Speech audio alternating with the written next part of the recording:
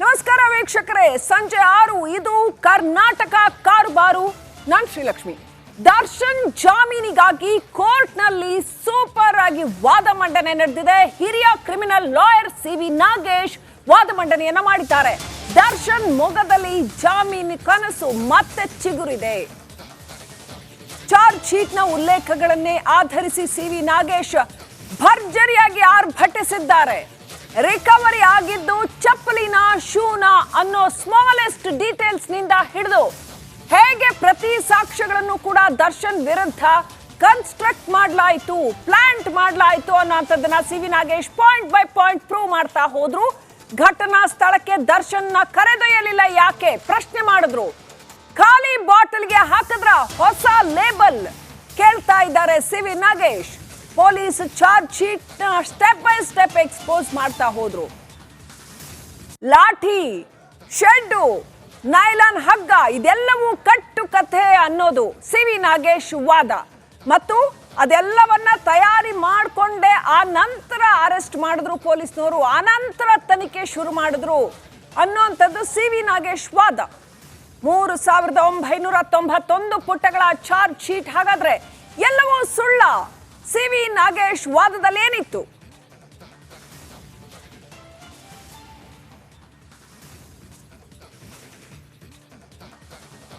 Very interesting argument ನಡೀತು ಇವತ್ತು ದರ್ಶನ್ ಪ್ರಕರಣದಲ್ಲಿ. ಇವತ್ತು ಕಾನೂನಿನ ದೃಷ್ಟಿಯಿಂದ ಅತ್ಯಂತ ಮಹತ್ವದ ದಿನ ಅಂತ ಹೇಳಬೇಕು.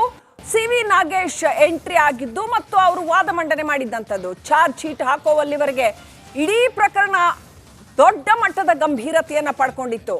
ಇವತ್ತು ಚಾರ್ಜ್ ಶೀಟ್ ನಲ್ಲಿನ ಲೋಪ ದೋಷಗಳನ್ನ point by point C V. Nagesh ಎತ್ತಿ ಹಿಡಿತಾ ಹೋದ್ರು, ಪ್ರಶ್ನೆ ಮಾಡ್ತಾ ಹೋದ್ರು. ಪ್ರತಿ ಸಾಕ್ಷಿಯೂ ಕೂಡ ಪ್ಲಾಂಟ್ ಮಾಡಲಾಗಿತ್ತು, ಪ್ರಿಪೇರ್ ಮಾಡಲಾಗಿತ್ತು ಹೇಗೆ ಅನ್ನೋದನ್ನ ಸಿ.ವಿ. ನಾಗೇಶ್ ಪ್ರೂವ್ ಮಾಡ್ತಾ ಹೋದ್ರು. ಗೊತ್ತಿಲ್ಲ ಕೋರ್ಟ್ ಯಾವ ನಿರ್ಧಾರಕ್ಕೆ ಬರುತ್ತೆ ಇದನ್ನ ಕೇಳಿ ಅಂತ.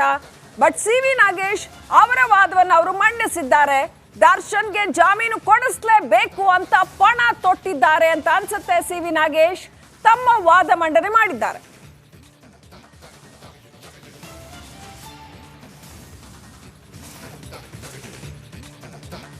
ಒಟ್ನಲ್ಲಿ ಹೀಗೆ ಇನ್ ಅ ವೆರಿ ಇಂಟ್ರೆಸ್ಟಿಂಗ್ ವೇ ಇವತ್ತು ದರ್ಶನ್ ಜಾಮೀನು ಅರ್ಜಿಯ ವಿಚಾರಣೆ ಸಿಟಿ ಸಿವಿಲ್ ಕೋರ್ಟ್ ನಲ್ಲಿ ನಡೀತು.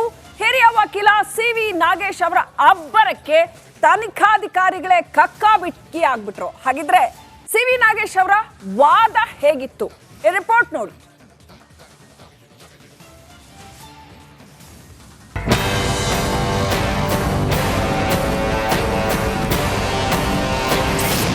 ಕೇಸ್ನಲ್ಲಿ ದರ್ಶನ್ ಜಾಮೀನು ಫೇಸ್. ಕಟಕಟೆಯಲ್ಲಿ ವಕೀಲ ಸಿ.ವಿ. ನಾಗೇಶ್ ಆರ್ಭಟ.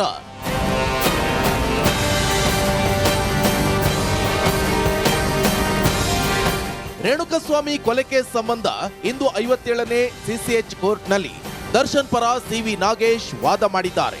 ಕೋರ್ಟ್ನಲ್ಲಿ ದರ್ಶನ್ ಪರ ವಾದ ಮಾಡಿದ ಹಿರಿಯ ವಕೀಲ ನಾಗೇಶ್ ತನಿಖಾಧಿಕಾರಿಗಳಿಗೆ ಏರಿಳಿಸಿದ್ದಾರೆ. ಚಾರ್ಜ್ ಶೀಟ್ನ ಪ್ರತಿ ಪಾಯಿಂಟ್ಗೂ ಕೂಡ ಪಾಯಿಂಟ್ ರೈಸ್ ಮಾಡಿ ತನಿಖಾಧಿಕಾರಿಗಳನ್ನ ಕಕ್ಕಾಬಿಕ್ಕಿ ಮಾಡಿದ್ದಾರೆ. ಈ ಮಧ್ಯೆ ವಕೀಲ ಸಿ.ವಿ. ನಾಗೇಶ್ ವಾದವನ್ನ ನಾಳೆ ಮಧ್ಯಾಹ್ನ 12:30ಕ್ಕೆ ಕೋರ್ಟ್ ಮುಂದೂಡಿಕೆ ಮಾಡಿದೆ.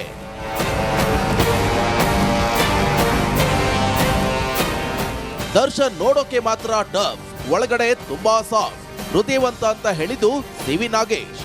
ಆದ್ರೆ ತಾನು ಬೆಳೆಯುತ್ತಲೇ ಇತರರನ್ನ ಬೆಳೆಸಬೇಕೆಂಬ ಇರಾದೆಯ ದರ್ಶನ್ ಅವರ ಪಾತ್ರ ರೇಣುಕಸ್ವಾಮಿ ಪ್ರಕರಣದಲ್ಲಿ ಎಷ್ಟಿದೆ ಎಂಬ ಪ್ರಶ್ನೆಗೆ ಉತ್ತರ ಸದ್ಯದಲ್ಲಿಯೇ ಸಿಗಬೇಕಾಗಿದ್ರು. ಇದು ಕ್ಲಾಸಿಕ್ ತನಿಖೆ ಅಲ್ಲ, ಇದು ಕ್ಲಾಸಿಕ್ ವೈಫಲ್ಯ ಅಂತ ದರ್ಶನ್ ಪರ ವಕೀಲ ಸಿ.ವಿ. ನಾಗೇಶ್ ವಾದ ಮಂಡನೆ ಮಾಡಿದ್ದಾರೆ.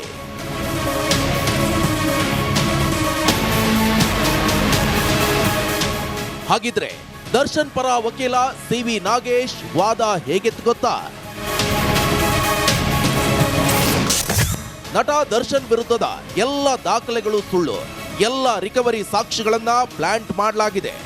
ಅರೆಸ್ಟ್ ಆದ ದಿನದಿಂದಲೇ ಸುಳ್ಳು ದಾಖಲೆ ಸೃಷ್ಟಿಯಾಗಿದೆ.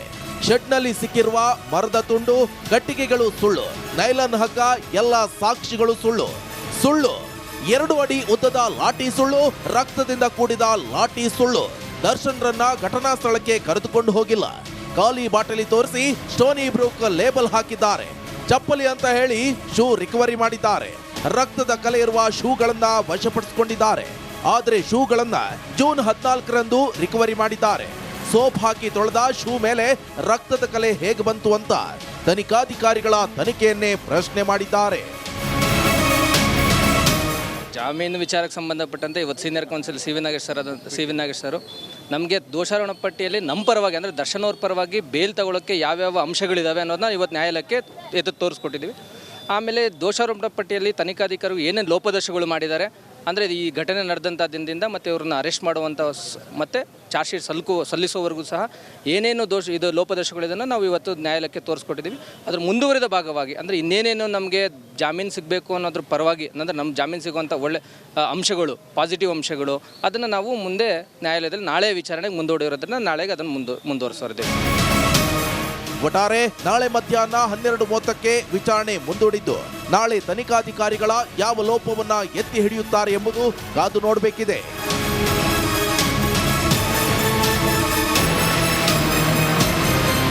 Nagaraju, crime bureau, republic Kannada.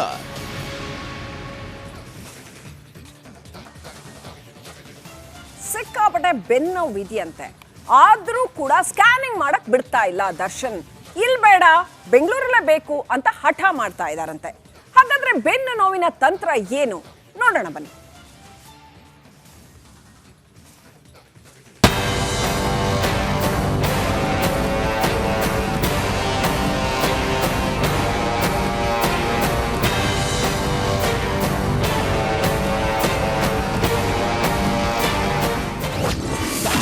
ಜೈಲಲ್ಲಿರುವ ದರ್ಶನ್ಗೆ ಹೆಚ್ಚಾದ ಬೆನ್ನು ನೋವು.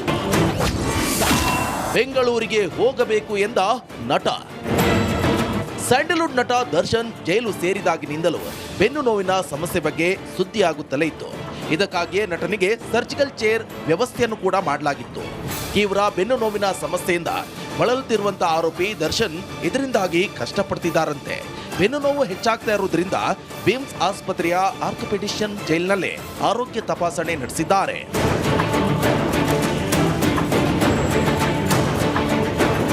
ಹೀಗಾಗಿ ದರ್ಶನ್ಗೆ MRI ಸ್ಕ್ಯಾನ್ ಮಾಡಿಸಲು ವೈದ್ಯರು ಸೂಚನೆಯನ್ನ ಕೊಟ್ಟಿದ್ದಾರೆ ಅಂತ ಹೇಳಲಾಗಿದೆ. ಆದರೆ ನಟ ದರ್ಶನ್ ಸ್ಕ್ಯಾನಿಂಗ್ ಮಾಡಿಸುವುದನ್ನ ನಿರಾಕರಿಸಿದ್ದಾರೆ ಎನ್ನಲಾಗಿದೆ. ನಾನು ಬೆಂಗಳೂರಿಗೆ ಹೋದ್ಮೇಲೆ ಸ್ಕ್ಯಾನ್ ಮಾಡಿಸ್ತೀನಿ ಅಂತ ಹೇಳಿದ್ರಂತೆ.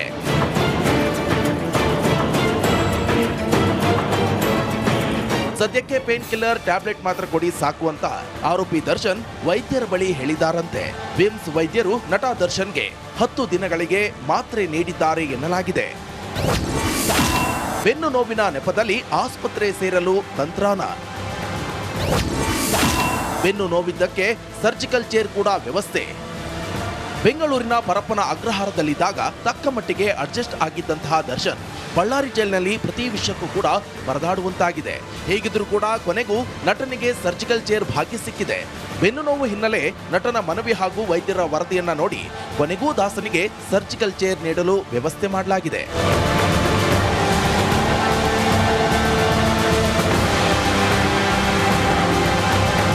ದರ್ಶನ್ಗೆ ಕೊನೆಗೂ ಸರ್ಜಿಕಲ್ ಚೇರ್ ಭಾಗ್ಯ ಸಿಕ್ಕಿದೆ. ಸೆಪ್ಟೆಂಬರ್ 2ರಂದು ಸಂಜೆ ದರ್ಶನ್ ಸೆಲ್ಗೆ ಸರ್ಜಿಕಲ್ ಚೇರ್ ಬಂದಿದೆ. ಕೂಲಂಕುಷವಾಗಿ ಆರೋಗ್ಯ ತಪಾಸಣೆ ಹಾಗೂ ರಿಪೋರ್ಟ್ ಪರಿಶೀಲನೆ ಬಳಿಕ